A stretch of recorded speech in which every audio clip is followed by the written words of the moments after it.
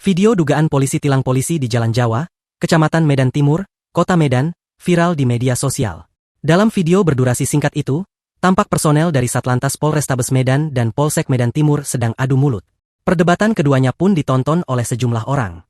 Tak lama, personel dari Satlantas pergi meninggalkan lokasi kejadian dan warga pun bersorak. Polisi hendak tilang polisi di Medan saat razia di Jalan Jawa Medan Timur. Aksi tersebut mendapat sorakan dari warga setempat saat menyaksikan razia Patuh Toba 2025. Demikian narasi akun yang mengunggah video tersebut.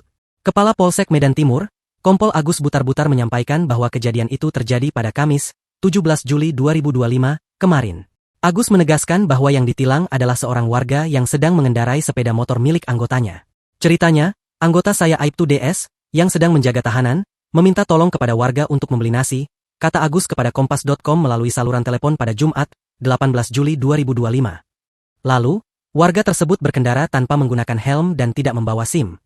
Alhasil, sewaktu di lokasi, warga itu ditilang oleh personel Satlantas yang sedang razia. Padahal, helmnya itu ada ditaruh di jok motor. Selanjutnya, ditelepon warga inilah personel. Datanglah dia ke lokasi bilangkan kalau motornya dibawa, enggak adalah yang dipakainya kerja, ujar Agus. Meski demikian, petugas tetap melanjutkan proses tilang sesuai prosedur.